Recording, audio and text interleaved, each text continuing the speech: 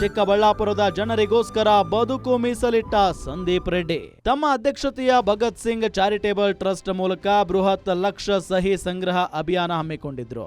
ಚಿಕ್ಕಬಳ್ಳಾಪುರ ಜಿಲ್ಲೆಯ ಕೆರೆಗಳಿಗೆ ಹರಿಯುತ್ತಿರುವ ನೀರನ್ನ 3ನೇ ಹಂತದ ಶುದ್ಧೀಕರಣಕ್ಕೆ ಒಳಪಡಿಸಿ ಪೂರೈಸುವಂತೆ ಒತ್ತಾಯಿಸಿ 1 ಲಕ್ಷ ಜನರಿಂದ ಸಹಿ ಸಂಗ್ರಹಿಸುವ ಬೃಹತ್ ಜನಜಾಗೃತಿ ಅಭಿಯಾನ ಆರಂಭಿಸಿದ್ದಾರೆ. ನಮ್ಮ ನೆಲದ ಅಂತರ್ಜಲ ರಕ್ಷಣೆ ಮತ್ತು ಮುಂದಿನ ಪೀಳಿಗೆಯ ಆರೋಗ್ಯಕ್ಕಾಗಿ ಈ ಸಹಿ ಸಂಗ್ರಹಿಸುವ ಕಾರ್ಯದಲ್ಲಿ ಕೈ ಜೋಡಿಸಿ ತಾಲೂಕಿನ ಸಮಸ್ತ ನಾಗರಿಕರು, ರೈತ ಬಾಂಧವರು ಹಾಗೂ ಯುವ ಮಿತ್ರರು ಈ ಅಭಿಯಾನದಲ್ಲಿ ಹೆಚ್ಚಿನ ಸಂಖ್ಯೆಯಲ್ಲಿ ಭಾಗವಹಿಸಿ ನಿಮ್ಮ ಸಹಿ ಹಾಕುವ ಮೂಲಕ ಯಶಸ್ವಿಗೊಳಿಸಬೇಕೆಂದು ಕೋರಿದ್ದಾರೆ. ಅದರಂತೆ HN ವ್ಯಾಲಿ ನೀರಿನ 3ನೇ ಹಂತದ ಶುದ್ಧೀಕರಣ ಹಾಗೂ ಕೃಷ್ಣಾ ನದಿ ನೀರನ್ನು ಹರಿಸಲು ಆಗ್ರಹಿಸಿ ಲಕ್ಷ ಸಹಿ ಸಂಗ್ರಹ ಅಭಿಯಾನದಲ್ಲಿ ಪಾಲ್ಗೊಂಡಿದ್ದಾರೆ.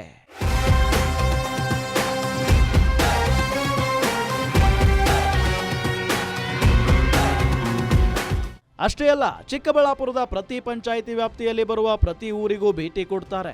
ಮೊನ್ನೆಯಷ್ಟೇ ಮಂಡಿಕಲ್ ಪಂಚಾಯಿತಿಯ ದರಬೂರು ಗ್ರಾಮದ ಶ್ರೀ ಶನಿ ಮಹಾತ್ಮ ಸ್ವಾಮಿ ರಥೋತ್ಸವ ಹಾಗೂ ವಿಗ್ರಹ ಮೆರವಣಿಗೆ ಉತ್ಸವದಲ್ಲಿ ಪಾಲ್ಗೊಂಡು ಇಡೀ ಊರಲ್ಲಿ ಸಂತಸ ಮೂಡಿಸಿದ್ದರು. ಜೊತೆಗೆ ಕಂದವಾರ ಕೆರೆಗೆ ಕಲುಷಿತ ನೀರು ಹಾಗೂ ಕಾರ್ಖಾನೆಗಳ ತ್ಯಾಜ್ಯ ಸೇರ್ಪಡೆಯಾಗಿದ್ದರಿಂದ ಕೆರೆಯಲ್ಲಿ ಸಾವಿರಾರು ಮೀನುಗಳು ಸತ್ತಿರೋದನ್ನ ಕಣ್ಣಾರೆ ಕಂಡು ಕಳವಳ ವ್ಯಕ್ತಪಡಿಸಿದ್ದರು. ಹೀಗೆ ಪ್ರತಿ ಹೋರಾಟದ ಹೆಜ್ಜೆಯಲ್ಲಿ BS ಯಡಿಯೂರಪ್ಪರವರನ್ನೇ ಆದರ್ಶಪ್ರಾಯವಾಗಿಟ್ಟುಕೊಂಡಿದ್ದಾರೆ. ಹೀಗೆ ತಮಗೆ ಮಾರ್ಗದರ್ಶಕರಾಗಿರೋ ಯಡಿಯೂರಪ್ಪನವರ ಅಭಿಮಾನೋತ್ಸವ ಹಮ್ಮಿಕೊಂಡಿರೋದು ಸಂದೀಪ್ ರೆಡ್ಡಿ ಅವರಿಗೆ ಎಲ್ಲಿಲ್ಲದ ಖುಷಿ.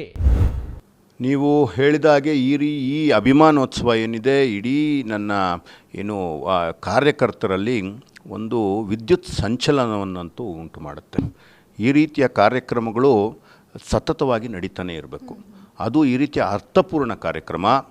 ಒಬ್ಬ ಧೀಮಂತ ನಾಯಕ, ಇಡೀ ಪಕ್ಷದ ಪಕ್ಷಾತೀತ ನಾಯಕ, ಅವರ ಒಂದು ನಾಯಕತ್ವವನ್ನು ಒಂದು ಅಭಿಮಾನೋತ್ಸವ ಮುಖಾಂತರ ನಾವೆಲ್ಲ ನೆನೆಯೋದಿದೆಯಲ್ಲ, ಅದು ಇಡೀ ರಾಜ್ಯದ ಒಂದು ಕಾರ್ಯಕರ್ತರಲ್ಲಿ ಒಂದು ಹೊಸ ಶಕ್ತಿ ಮತ್ತು ಹೊಸ ಹುರುಪನ್ನು ತುಂಬುತ್ತೆ.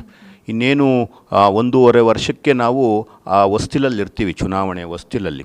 ಅಂತಹ ಒಂದು ಸಮಯದಲ್ಲಿ ಈ ರೀತಿಯ ಒಂದು ಕೆಲಸ ಮಾಡ್ತಾ ಇರುವಂತಹ ನನ್ನ ಇಡೀ BJP ಪಕ್ಷದ ನಾಯಕರಿಗೆ ನಾನು ವಂದನೆಯನ್ನು ತಿಳಿಸ್ತೀನಿ. ಇದು ಸಕಾಲದಲ್ಲಿ ಸರಿಯಾದ ಸಮಯದಲ್ಲಿ ಈ ಒಂದು ಕಾರ್ಯಕ್ರಮವನ್ನು ಪ್ರಾರಂಭ ಮಾಡಿದ್ದಾರೆ. ನಿಜಕ್ಕೂ ನನ್ನ ಕಾರ್ಯಕರ್ತರಿಗೆ ಒಂದು ಹೊಸ ಉರುಪನ್ನು ತುಂಬುವುದಕ್ಕೆ ಈ ರೀತಿಯ ಕಾರ್ಯಕ್ರಮ ಒಂದು ಅವಶ್ಯಕತೆ ಇತ್ತು.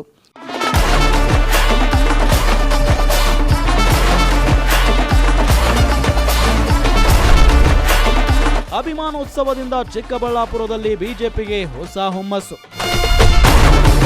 2028ಕ್ಕೆ ಜಿಲ್ಲೆಯ ಅಷ್ಟು ಕ್ಷೇತ್ರಗಳಲ್ಲಿ ಬಿಜೆಪಿ JDS ಇತಿಹಾಸ ಪಕ್ಕಾ. ಸಂದೀಪ್ ರೆಡ್ಡಿ ಹೇಳಿದಂತೆ ಯಡಿಯೂರಪ್ಪನವರ ಹೋರಾಟದ ಜೀವನಕ್ಕೆ 50 ವರ್ಷ ತುಂಬಿರುವುದಕ್ಕೆ ಅಭಿಮಾನೋತ್ಸವ ನಡೆಸ್ತಾ ಇರೋದು ಬಿಜೆಪಿಗೆ ಹೊಸ ಶಕ್ತಿ ಬಂದಂತಾಗಿದೆ. ಇದರ ಜೊತೆಗೆ ಚಿಕ್ಕಬಳ್ಳಾಪುರದಲ್ಲಿ ಬಿಜೆಪಿಗೆ ನವಚೈತನ್ಯ ಸಿಗಲಿದೆ. ಇಡೀ ಜಿಲ್ಲೆಯ 5 ಕ್ಷೇತ್ರಗಳಲ್ಲಿ ಕಮಲ ಜಯದ ಪತಾಕೆ ಹಾರಿಸೋದು ಖಚಿತ.